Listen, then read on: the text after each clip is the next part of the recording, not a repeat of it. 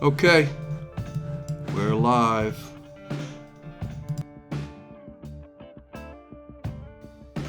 You can share away, guys. Just go to the page and share away.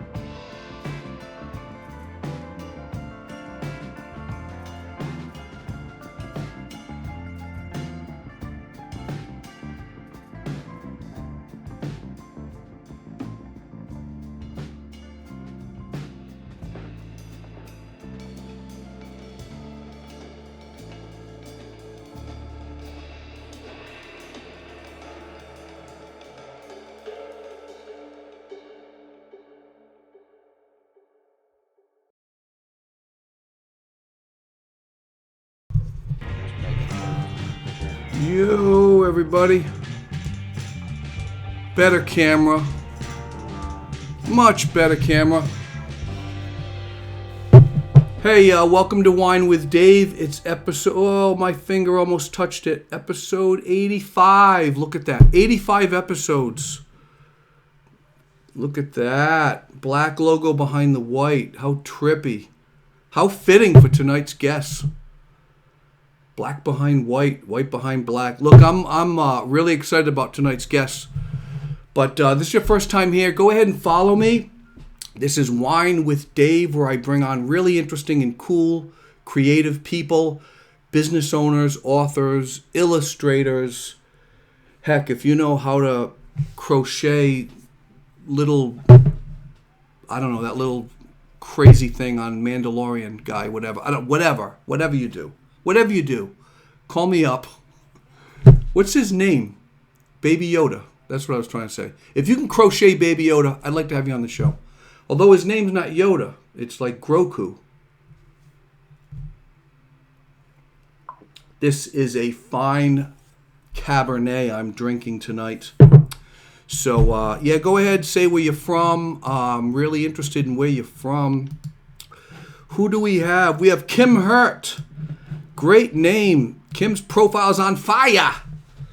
Kimbo Slice, watching from Nashville. Where'd you get the name Slice?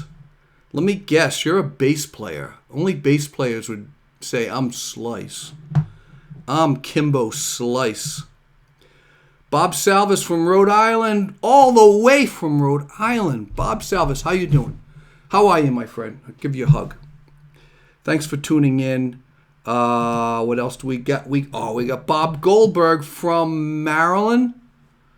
Is it? I'm going to try to get it right. I think you're from Maryland, Bob. And then we got Semi Spahalari from Massachusetts, just south of Boston, Mass. Yes, baby. Lots of people. Thanks for tuning in, Semi.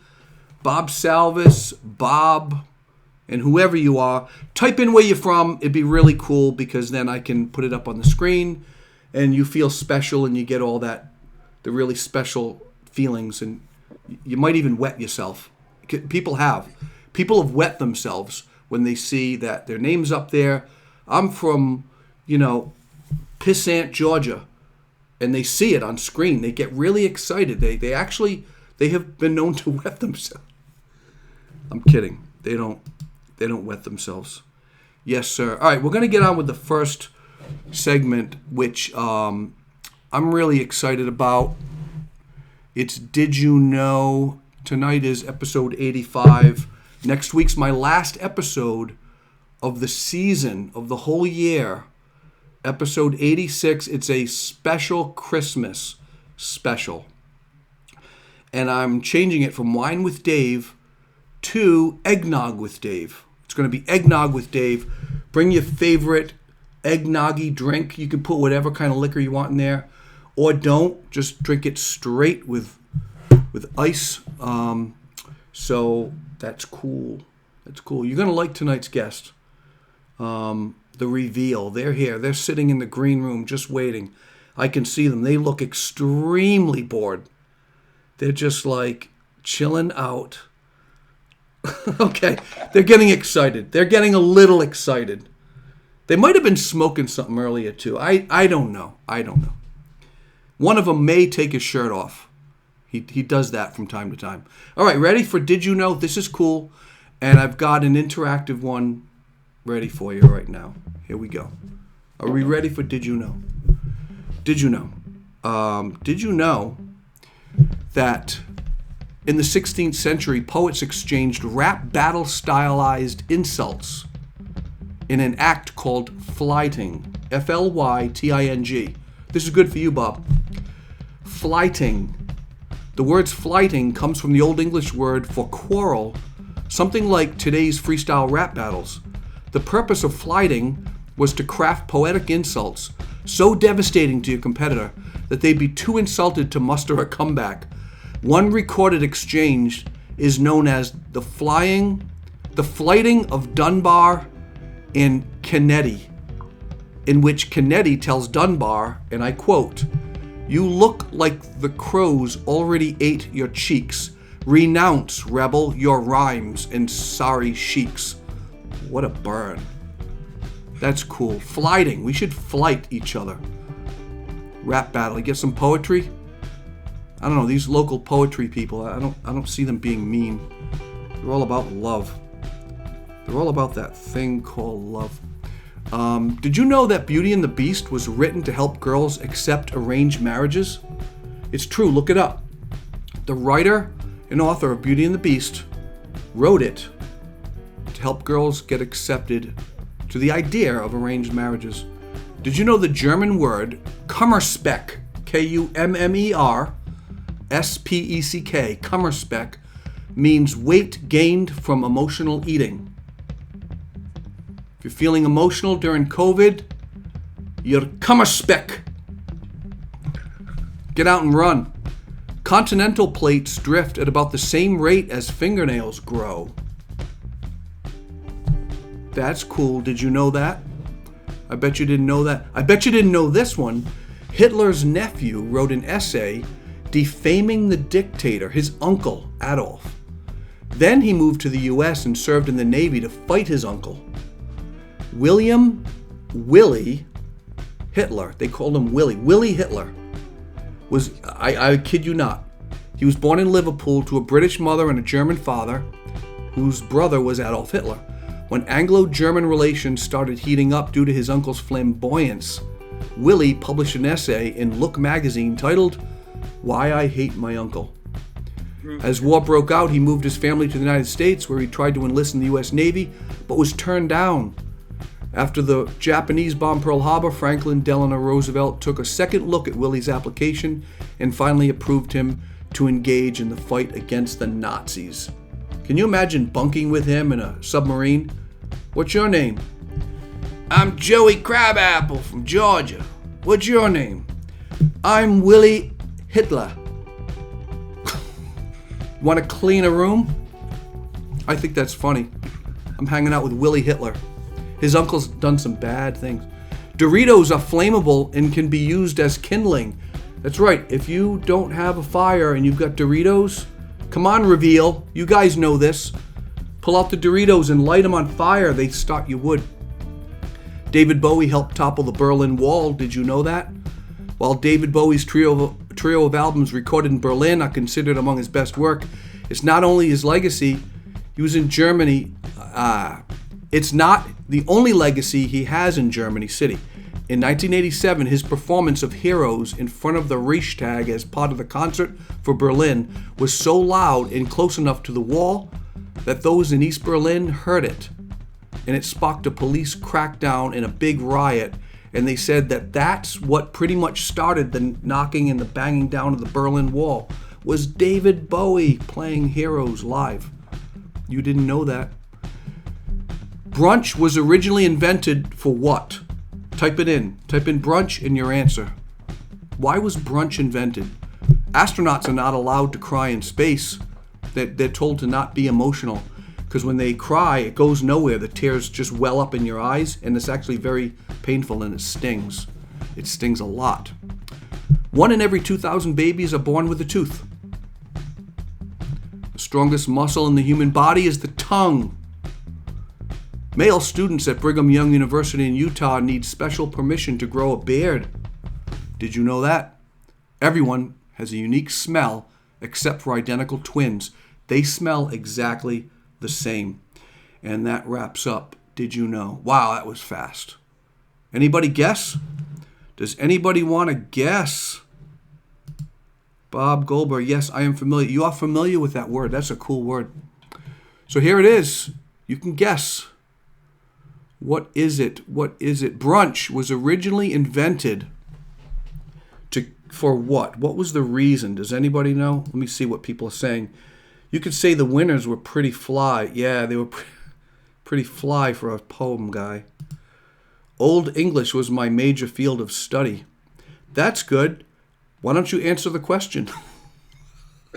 I'm sorry. I know you're a professor, Bob. I take that back. You teach in the college, in the university.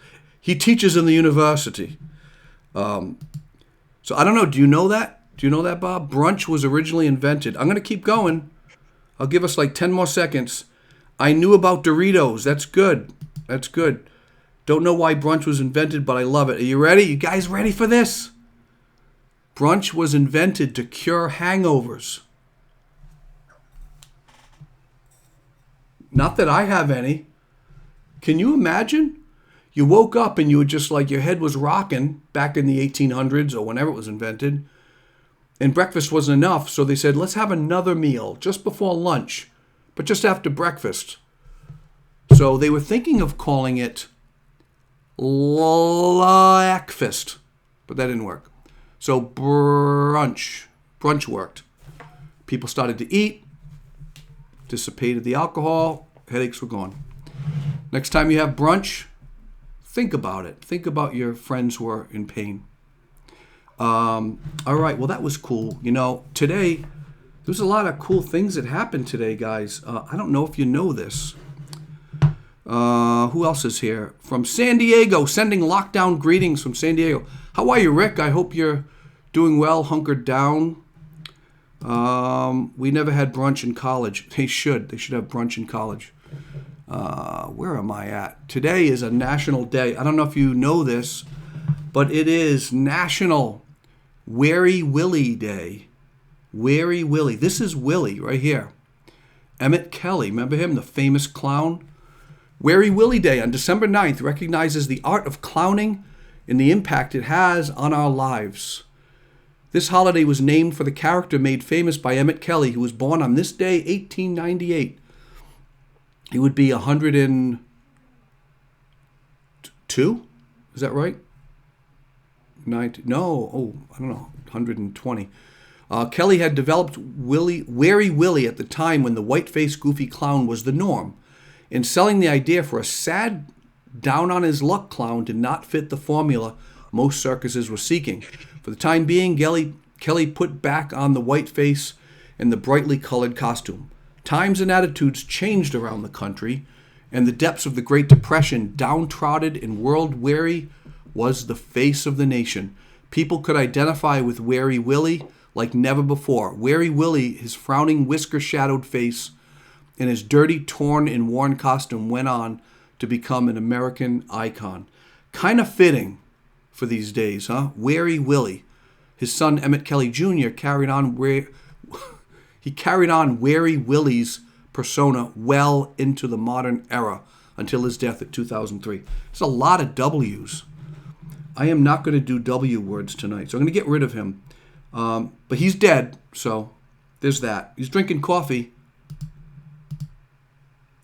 This guy, it's another birthday today.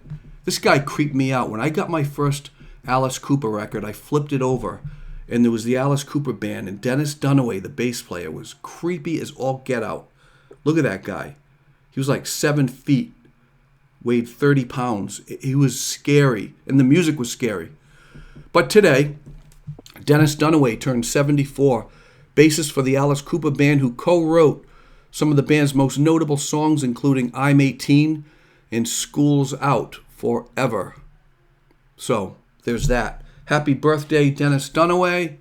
I cheer you. We've never met. Maybe you can come on the show before you end up like Emmett Kelly. There's also another birthday today. On this day, you ready for blues fans? Any blues fans out there? Boom! The man, the myth. Junior Wells, 88 years old. Junior Wells, U.S. blues singer, harmonica player, worked with the famous Muddy Waters, Van Morrison, Carlos Santana, Bonnie Raitt, worked with them all. He toured with the Rolling Stones in 1970, but he died on January 5th, 1998. So I correct myself. He's not 88 today. He would have been 88 today. He went by the way of Wary Willie. 3 W's. That was tough. Junior Wells. Got to get into the blues. Put on some sad clown faces and listen to the blues. Hey guys, it's 9:14. I'm about a minute early. Again, type in where you're from. Give me some likes. And you know what? If you give me a like, that's like giving me $1. If you type in share, it actually goes out to a lot more people. That's like dropping $20 in the plate. So give me some shares. That'd be really nice. Weary Willie, looking like you, Dave. I just shaved. I'm not Weary Willie. Luz Sosa, how are you? You were just on a few weeks ago. Great artist. How are you, Luz? Yes, I'll let that go there. So great having you on. Thank you for coming on and watching, everybody. My guest tonight, you're in for a treat, guys. This is cool. I can't wait to bring these guys on, and you're going to love their music. Tonight, you're in for a treat. Musical power trio, The Reveal, is having wine with me tonight. Yes, The Reveal plays an odyssey of musical styles from rock, blues, and funk that travel down south, over the seas, through the desert, up to the moon, and into other worlds. With me is 2/3 of the band, Joshua Clay and brother Dusty. Here's a little sampling of their music.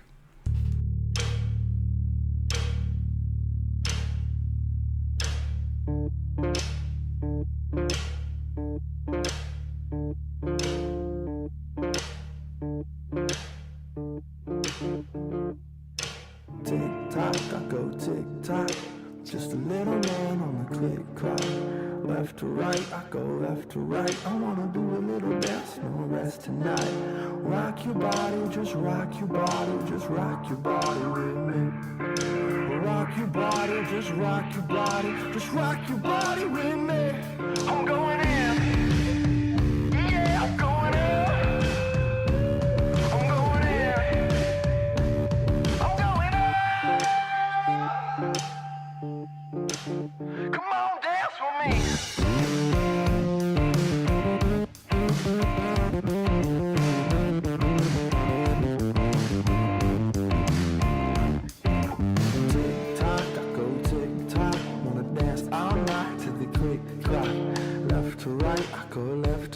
I wanna do a little dance, no rest tonight.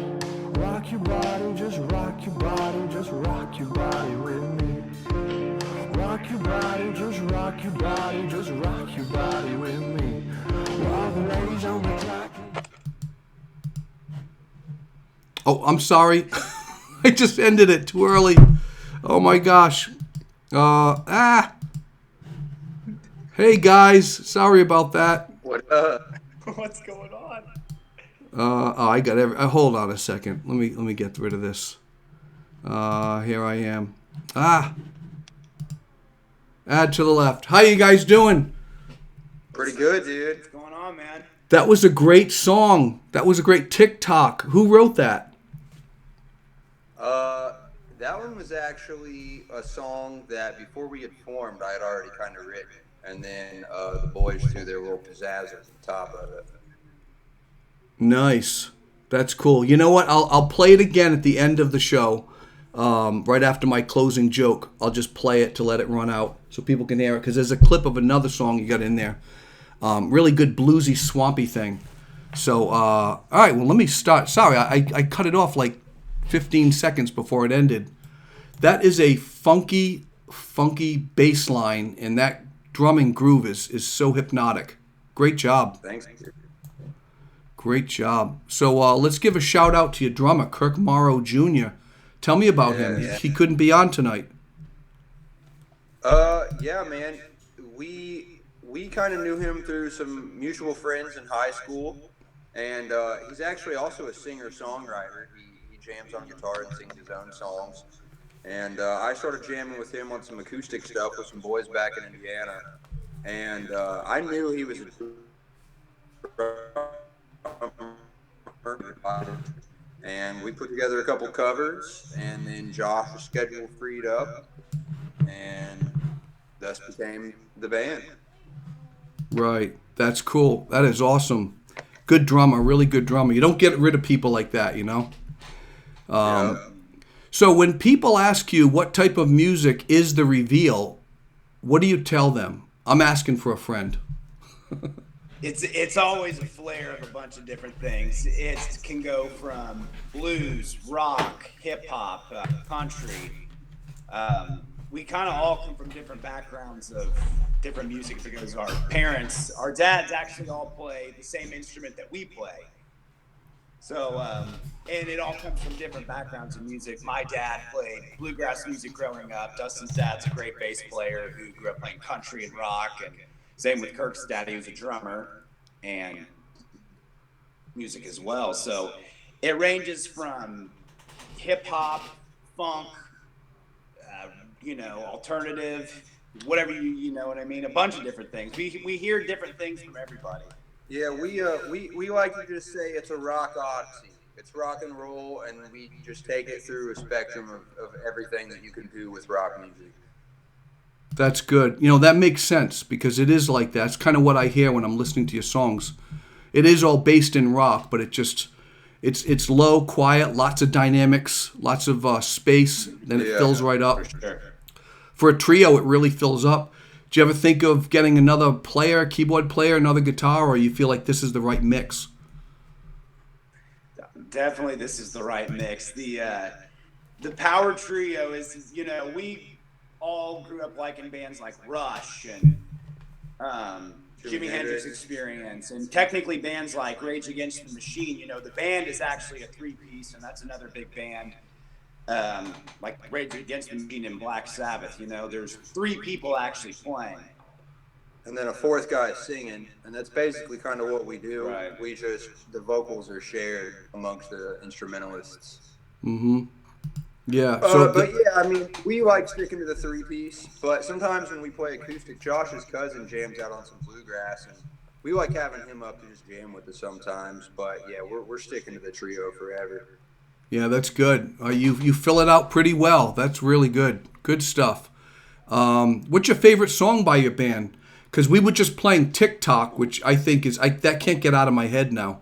It's one of those songs that's just like I'm going to be like this watching TV tonight. With the rhythm's going to be in my head. My wife will wonder what's going on. So. Yeah, it's a tough one. My personal favorite song that we have is probably, it's called Gypsy Lady. It hasn't actually been released, but we play it live at pretty much every show.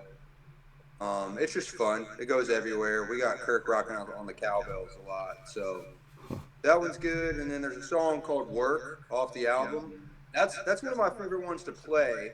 It's not exactly the audience's favorite, but it's just chill, it's groovy, and it's just fun to jam to. Mm-hmm. I would say probably honestly, I was going to say Gypsy Lady as well as my favorite song. But I don't know. As far as our album that's out now, probably my favorite song off it would be Pieces. Overall, playing live, I would say this song that we have called The Homage. Lots of fun to play. I enjoy that. Yeah, The Homage. That's cool. I haven't heard that. So when are you going to be doing Gypsy Lady and recording that? We're kind of working on that stuff right now, man. That's more of the sound that we're doing now, more of the rock odyssey type of stuff. The album that we have out right now is more just a foundation that we laid down to where we have music, we have an album, we have tools to work with, to book with. We've already got one of the songs recorded for the album. We're actually about to go in and do 3 more. We're wanting the album to be about 8 songs. And we're taking the steps to accomplish that right now. We'll hopefully have the whole thing done by summer. Oh, good. That's good. Do you guys like being in the studio? You feel like that's a tool that some musicians think of? Being in the studio, they come out with stuff? Or do you like to get everything just right and just go in and there's no added stuff? You just go in and do it and add overdubs and you're done? We typically like to have everything ready to where we're not wasting studio time. But our next projects that we're doing actually are all of our most recently written songs, and the producer is going to help us finish those and help us get like catchier hooks and stuff like that. So our next studio session is actually going to be a bit of a writing session as well. So we're excited to just see how that plays out and try it for the first time. So you were saying that was a producer that's going in with you, or no? Yes. That's great. He's actually the lead singer of the metal band called Ra. And, yeah, he's an interesting guy. He's got a lot of opinions about our music, and he just wants to help us work on vocal melodies and really bringing some more catchy concept into the music without changing our songs. He wants to keep the songs how they are, but he just wants to kind of add some pizzazz to it. So we're going to go in with him and kind of open up to him and just let him kind of take the reins. Yeah. He's worked with Motley Crue, Machine Gun Kelly, and several other really like big projects. So we're going to be doing that in like January or February. We're going to track 3 songs with him, see how that goes. We might do more. We might find another producer. But we're very excited just to see what it's like to go in and have a producer that is part of the writing process. That's really cool. Does it feel a little strange going in knowing you're just kind of opening yourself and saying, hey, maybe some of the notes in my melody aren't super catchy enough and I'm going to like bare my bones and let him change it a little? Does that feel a little strange for you? I mean, honestly, I feel like we're all pretty open-minded. It's nice to see. It's nice to work with someone who has the credentials that they have, and they're able just to say, "Hey, this is what I would do." The least anyone would be able to do is just listen. Yeah, he and I actually talked to him on the phone about it and was just like, we don't want to completely just like surrender everything and change anything. And our conversation was really good because it sounds like what he wants to do is exactly what we want anyways. The songs he picked are, like I said, all of our newest songs that we haven't even finished yet. So it was a very natural compromise in that what he offers and what he wants to do is literally exactly what we need anyways. So it seems like there's not going to be any line crossing, and we're already all on the exact same page. So we're really thankful for that. So it's hard to align. That's really good. That's cool, man. I wish the best of luck. So for people out there watching, go to Facebook. Not now, just write it down. We have more interview to go. The Reveal FB, as in Facebook. The Reveal FB. Just type that in the search. Go follow their page. From there, it just opens up to a whole new odyssey of music. They've got videos, photography, photos and stuff. You played a lot of live shows. Some great live shots there, too, I got to say. We got someone who left a comment here. Kim Hurt, these are my dudes. One of my favorite songs. Oh, probably TikTok, I think. I don't know. Yeah, Kim loves TikTok. What's up, Kim? What's up, Kim? Kim's watching. Rick Greenwood from San Diego. Nice groove, funky sound. Rick is a guitar player, blues guy. And then Bob, can't get enough cowbell. Yeah. What is it with the cowbell? It's just great to build a rhythm around a cowbell. Yeah, man. Trying to cure the sickness. Curing the fever. But Kirk's got a cowbell and 3 little like wood blocks, dude, and that's kind of his signature thing. It just kind of sets him apart from other drummers. So we utilize it a lot in our music. People dig it. Yeah, if you have a drummer who's just playing like a 5-piece, that's their whole palette. That's it. But when you start introducing little woodblock things and using it big, you guys do that really well. The rhythms are completely different. I love it. Kim Hurt, what's up? What's up, Kim? Thanks for tuning in. Kim, go ahead and follow me if you haven't followed. I have all kinds of fun stuff coming up. Next question. What are some of your big influences? Who influences you outside of your parents?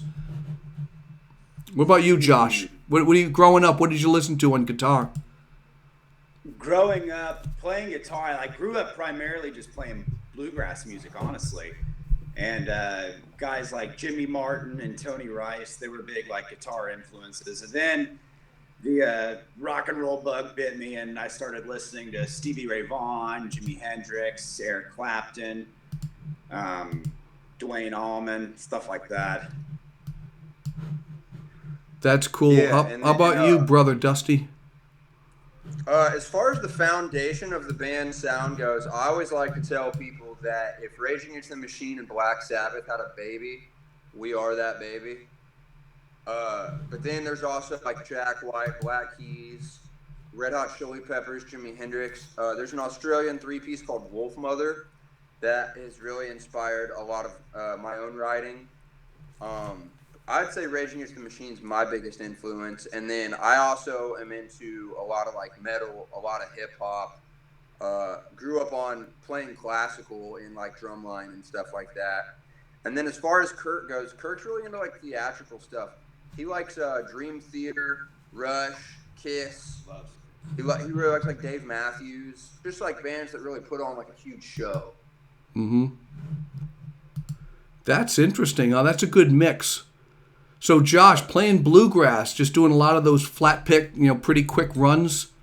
So does that finger picky style kind of go into your music with the reveal? Like some sort of flat picking style definitely does. We in our live show we do a little instrumental jam called Billy, and it's kind of a little hoedown of just bluegrass flat picking.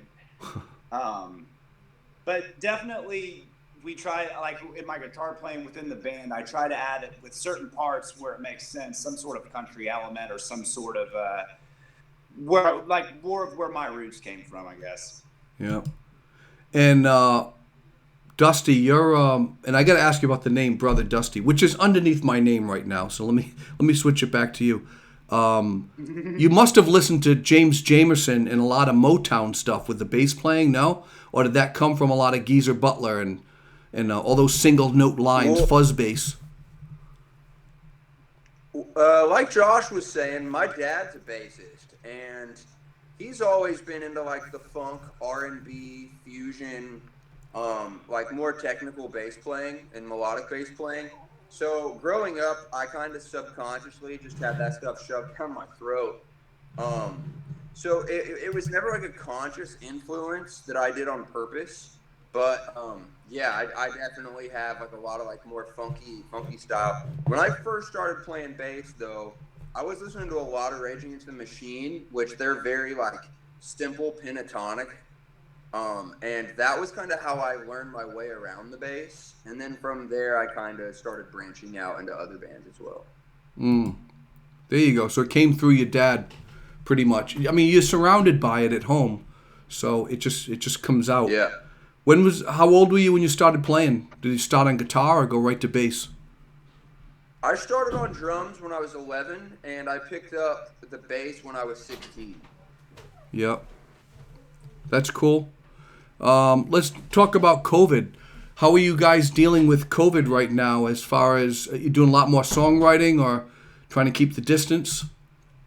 Well, actually, when the thing struck, we were in the middle of doing the rebrand. We used to be called No Name Blues. It was a joke because we had the No Name Blues because we didn't have a name.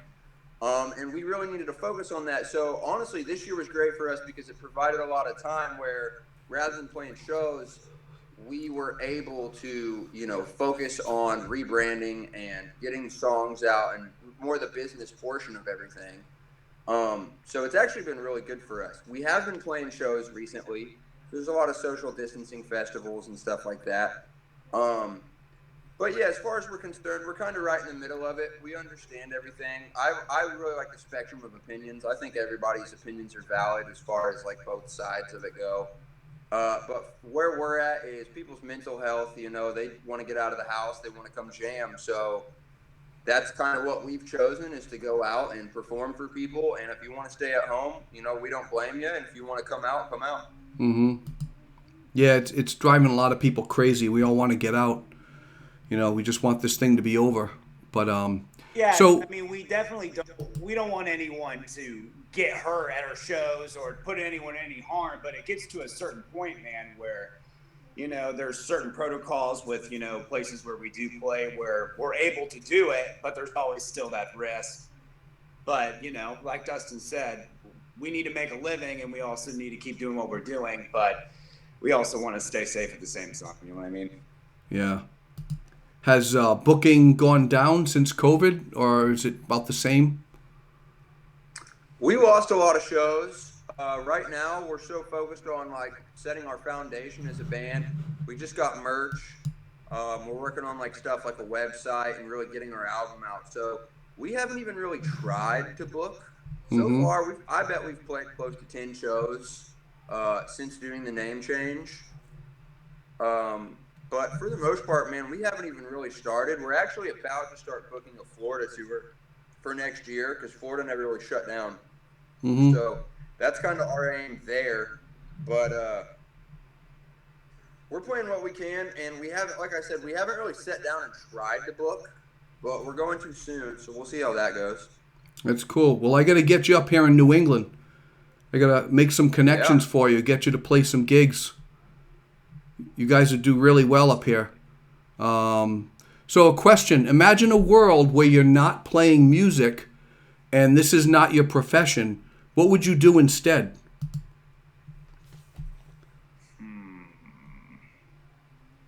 That's tough. Do you got anything? Everyone in my family is either a preacher or a musician. I'm really into like philosophy, religion, science, psychology. And before I moved here, I was actually a music teacher at several high schools and middle schools and like a private music academy. So I really like teaching and I really like preaching. So probably something along those lines I can imagine. Mm-hmm. My side gig is I'm a radio broadcaster, but I got to thinking, I was like, if there's no music, Right. then will they be radio? Yeah. So I don't know. Honestly, the only thing that comes up in my mind, I swear to you, is a professional ping pong player. Yeah. I feel like that's the probably the only thing I'd be able to do. Hey, before he was in You're radio, good at he was that, huh? cooking chicken. Yeah, So there's your answer. What's that again? there you go. Before he was in radio, he was cooking chicken. Really? Country Squire Chicken, Kokomo, Indiana. At one point in time, yep. Wow, in a past life. There you go. Yep. Yeah. You guys had sent me a question you wanted me to ask you. Your favorite movie, which is kind of like, those are questions that if you're completely bored, just ask, what's your favorite color and shape? So I was like, when I saw that, I'm like, you want me to really ask you your favorite movie? All right. So if you're going to do that, let's go with, what's your favorite color, what's your favorite shape, and what's your favorite movie? Favorite color? Probably, I don't know, like a blue, any type of shade of blue. Same. Probably my favorite shape. Hexagons are pretty cool. I really like. You guys are funny. I was totally goofing on you. I don't care about what shape. I was waiting for you to say like beige, Hexagon's a good shape, man. beige polygon. No, but seriously, any good Probably- movies? And the thing is, my you're. all-time favorite movie. Yep, go ahead. Brother, Sorry. Where Art Thou? My all-time favorite movie, Oh Brother, Where Art Thou? I Oh. absolutely have always loved that movie. Classic. Yeah, our band is actually like a huge reference to "Oh Brother, Where Art Thou?" It's the Odyssey thing. The movie is based off the Greek Odyssey, but our newest music video has a lot of "Oh Brother, Where Art Thou" references. Actually, we kind of try to frame all of our music videos as like this story of three dudes on this musical journey. Types of movies are like mythology and like war. Like I really like 300, both 300 movies. I really like the movie Immortals, Legion, Book of Eli, Sucker Punch, very creative. Step Brothers. Yep, Yeah, man, I got a lot of favorite movies. yeah. That's cool. Bob Goldberg is saying Gray's favorite color, square shape. Square. I should do I that. like I should ask stars, everybody. triangles. I should ask everybody nervously, like I ran out of questions. What's your favorite shape? It's gotta be trapezoid. Yay! Pick this thing right up. Yeah, brother. Oh, brother, where art thou was great, classic. And you do a lot of filming in the woods. You use a lot of actors. You got the witches going on, all the girls. And for those of you guys watching, please go follow them on Facebook, and then from there Instagram and you'll get the whole Odyssey. But there's some great videos. I gotta hand it to you guys. Your videos are well done. Did you just get friends to do that for you? I know you guys are very creative anyway. You're writing and you come up with your own script for the video. Tell me about that. Other than music, I think videos are like my second thing that I really enjoy doing. So I typically write like a lot of the screenplays and set the foundation for it and hand it over to Josh and Kirk.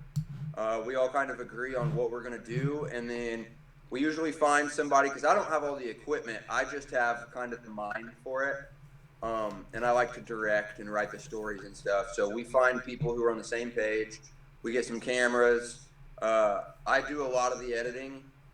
And then, yeah, we just usually find a team of people for every different video. And then we kind of create our own concept for the video and then let someone kind of like direct it. Yeah, they came out really great. Really, really good. Thank you. So let's talk about musicians and who you're influenced by. Anybody who passed away this year that you feel like, man, what a bummer? Like Eddie Van Halen. I know that's not your style, Yeah, but like, Bird. yeah, even Bill Withers. I mean, that hit hard. Is another one. Yeah, probably the two you just named them off, man. Bill Withers and of course, Eddie Van Halen. That was a sucker punch to the stomach, man. It sucks because Eddie was never like a huge influence on me particularly, but even then, just like everyone wanted to sound like Eddie Van Halen. You know what I mean? It sucks. Yeah, Bill Withers, that acoustic soul. I mean, that's some great stuff, and all of his sound is very underproduced. And actually, Rick, we got a question here, or a statement. Who's mixing your sound? It's not overproduced. It's very natural. A lot of space in between the notes. So who's mixing that? Is that all you guys? 5 of the songs from the album were engineered, mixed, and mastered by a guy named Wes DuBois. He's from Indianapolis. He actually stopped doing all that to start an ice cream company, which is doing very well. Yes. And then we did the other 6 songs at Dark Horse Institute, and we paid several different engineers to mix those. And then we had a guy named Jeremy Mulder go through all 11 songs and master them all together. Wow. So that gave it the consistency. That's really important to have the same guy mix all the songs, right? Yeah. Well, we had different people mix all of them, and then at the end, we had one guy master all of them to where they would be cohesive through the album. And we set all the transitions up to where everything would just go right into itself. Oh, really? That's good. So if you listen, to track 1 and just let it go through the album, it'll all play into each other. Oh, I can't wait to hear that. That's good. What's the name of that album you're referring to? Do You Know? Do You Know? And that's your first album, the current one right now? Okay, and then you're going to be working on another one coming out. Do You Know, everybody? Go follow these guys, The Reveal. Got a few more minutes. If any questions anybody has, ask away. I know Sean Douglas just said Neil Peart. Yeah, that's a big one, huh? Yeah, man. Your drummer must have been like, oh my gosh. And all along they were quiet. I just knew that they were like retiring, and they didn't say, just like he had arthritis or something. I'm like, that's weird. They're not saying anything about it. They're not saying Rush is over. It felt weird from Geddy Lee and Alex Lifeson not saying anything. And then a year went by, and then he died. So all along they knew they couldn't release that information, that he had a brain tumor the whole time. So that was great. They were brothers. They just respected his wishes and kept it quiet till it was over. So what are your thoughts on that? Are they going to continue in another band, or what could they possibly do? I think they would have to call it, man. There could be no. I don't know who could fill the shoes though of Neil Peart. I feel like there's no reunion tour. People would get very upset. I feel like it would be cool to see the other dudes go off and play with other musicians. Right. I'd hope to see that. Still do music, yeah. Yeah. But maybe not. Yeah, you're cutting in a little bit, cutting it out. Make sure you don't have any apps open on your phone there. So, you've been good to Santa this year, guys. What do you expect to get? If you could have any instrument in the world from Santa Claus, what would you want? We'll start with you, Dusty. What do you think? And then Josh, you can go right after. Dude, my bass of 8 years, his name was Mr. Higgins. He got stolen about 2 years ago, or no, maybe 1 year ago. If he could float back into my life, that'd be real swell. So if Santa, if you're listening, man, I really want Mr. Higgins back. And you, Josh? I would probably take a 1959 Gibson Les Paul. That'd be pretty sweet. Wow. I could do good with it. That's cool. So you're like Mr. Sustain. I would like some Sustain for Christmas, Santa. Some Sustain. Yeah. So are you? What kind of guitars do you have? You tele player? I figured down in Nashville, everyone's a Telecaster player. No, Les Paul, Strats. I play a '60s reissue Fender Stratocaster as my backup. I'm playing an Epiphone Firebird that I recently got. I do have a Telecaster. But it's kind of not in working condition right now. We were playing a gig, and my dad was helping us tear down sound, and he was lifting a speaker and accidentally tripped and dropped it and like busted it. So it's back together, but it's not in a playing position yet. Right, that's cool. That is cool. We have a couple questions here, and if you're listening to this, I'm just asking you to go ahead and like and go ahead and share. That would be really good. Just click on the share button. Tells all your friends what you're doing right now. Let them know what you're doing. Luz Sosa, she's actually a painter, really good painter. She was on a few weeks ago, and it looks like she painted that painting that's right behind you. It's kind of her style. No, it's not. But she's asking, let me bring it up again. What is Luz saying? Would you guys do a virtual live show? Good question. Yeah. Set up the cameras and the mixing board and do a live? Yeah, we have some fundraisers coming up, and I think that's kind of part of the plan is to do a couple live shows to raise money for our album and to raise money for the Florida tour. Mm-hmm.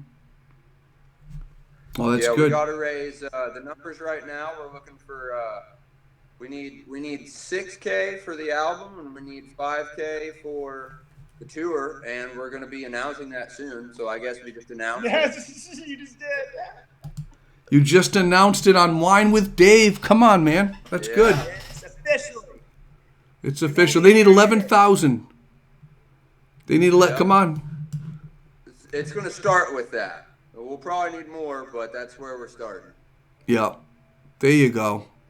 So that's cool. I mean, I wish you guys the best of luck and with the new songs.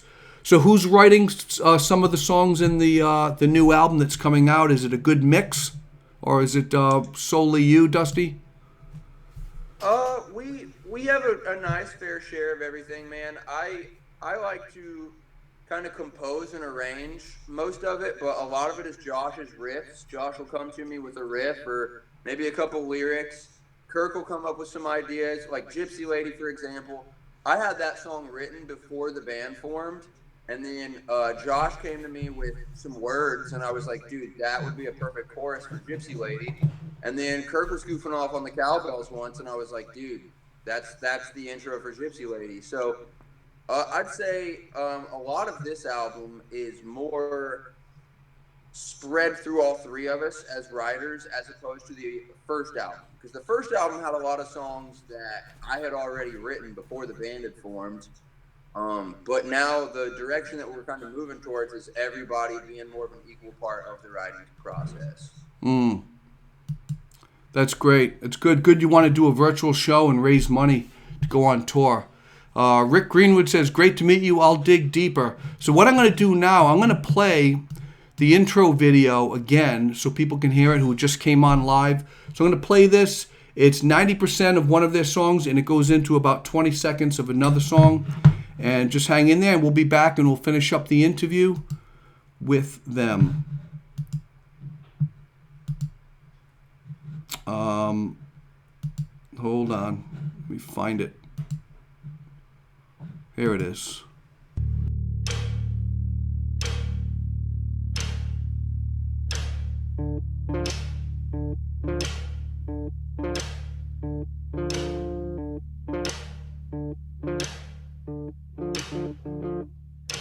Tick-tock, I go tick-tock. Just a little man on the click-clock. Left to right, I go left to right. I wanna do a little dance, no rest tonight. Rock your body, just rock your body, just rock your body with me. Rock your body, just rock your body, just rock your body with me. I'm going in, yeah, I'm going in.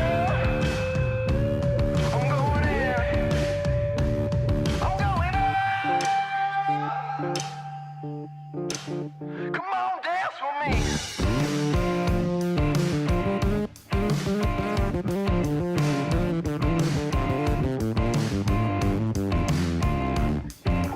Tick-tock, I go tick-tock. Wanna dance all night to the click-clock. Left to right, I go left to right. I wanna do a little dance, no rest tonight. Rock your body, just rock your body, just rock your body with me. Rock your body, just rock your body, just rock your body with me.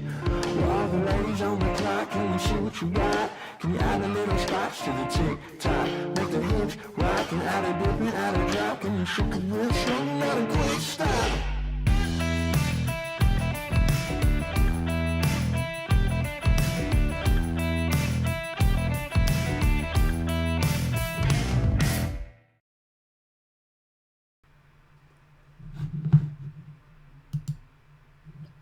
And there we have it. Where are we? Here we go. Here's the guys. Great song as always. Did you just add something on the wall behind you? Looks like you got the Egyptian triangle there. Oh, We yeah. just added it. You just add. It was already there. It was already there. We just That's moved cool. the phone a little bit. Right. So, look, wrong camera again. So you guys are really, really awesome. I love the sound. Say the name of the album again and where we can listen to it. Do You Know? And it's on all major streaming platforms.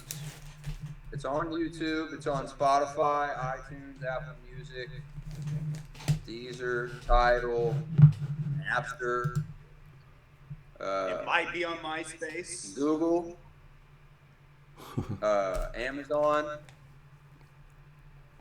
whatever you need. Whatever you need. So what's next for you guys? Oh, I keep going back to the old camera. That's weird. What do you guys think the future holds for you guys? Playing with other bands, going on tour, raising money? Anything else? Any big aspirations? Big venues you want to play? What are you thinking as far as that goes? We just got merch, so we're trying to sell as much of that as possible. Working on the album, working on a tour. We're talking to some a couple management types of people. Talking a little bit with like a small label, you could call it that. We're building a team. We've got a lot of people that are kind of helping us out in different ways, so we're kind of assembling a crew. Might put together a street team, like an email list, working on a website. We really want like a cool press kit. We've got some pretty cool press and articles coming out about us. That's pretty cool. And then other than that, I mean, we're just trying to play as many places as possible, trying to take it to the next level in Nashville, play some of the bigger venues once those open back up. We have a show December 29th at Bowie's in Nashville. It's going to be the last Tuesday of the year. Be there. Wow. That's great. That's some big plans. What is with my cameras? I can't get back. Here we go. That's really good. So I want everybody to follow The Reveal and go ahead and get that album, Do You Know? And you can find it on, I think it's on SoundCloud too. And I think it's everywhere. It's everywhere you need it to be. It's all over the place. So guys, thank you so much for coming on the show. Really appreciate it. Any closing thoughts? Anything you want people to know about? And any other questions people have, put it in there because they're leaving in a couple minutes here. So closing thoughts, guys? Just follow us on Instagram, like us on Facebook, subscribe to our YouTube page, and listen to our music, stream our album, buy a t-shirt. And thank you for having us, Dave. Thank you. Yeah. No problem. Well, thank you guys for coming on. Stay tuned because we got an after party right after, so that's where after parties are all about. I don't know what's going on with my cameras. I'm switching cameras. I'm like a producer and engineer at the same time. Got a lot going on. Lots going on, but they were great. Great music. I am going to listen to the entire album and check it out. And it all kind of streams and blends and transitions into one another, each song. So I love that. Just chill out by the fire in my backyard up in cold New England and listen to The Reveal. Do you know? So do me the favor and do them a favor and go ahead and follow them. Follow them also on Instagram because they post a lot of photos. Thank you guys for liking the show. It is 9:55 wrapping up. If this is your first time here, go ahead and follow me. Just click above this video. Click, follow. And like, of course, like this. Like the video. It tells the Facebook bots that this is a website, a post with authority. And it stays out there much longer. Great having everybody here. Kim Hurt. The Reveal. Yes, The Reveal lives. Thank you guys. I like to close with a closing joke. And I think this might be good. I'm not sure, but I gotta cue up the sounds. Where's my sounds? Here's my sounds. Wine with Dave. Hold on. There it is. Because I like to say the joke and then click on a little music to kind of add to the humor in case it's not funny. So, I'm thinking circumcision is inhumane. I've been thinking about that a lot. My son had one when he was born. He didn't walk for a whole year. Can someone tell me what's the oldest you can be and still have a circumcision? I mean, what's the cutoff date?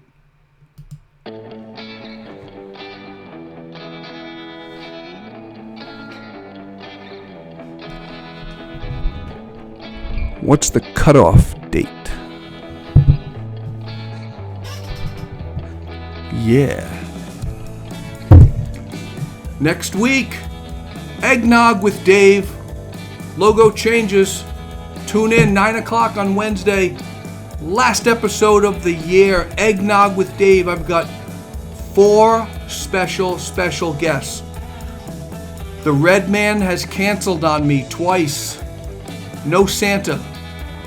But I got a better guest. So tune in. And love you guys. Boo! I don't know what the boo is for. Bad joke. Yeah. Hey, I thought it was good. Circumcision's good. See you, Dave. Great show. Thanks, Luz. Next week, last one. Please watch. Let me end the show. Be good to one another. We all have an expiration date. Take care. See you next Wednesday.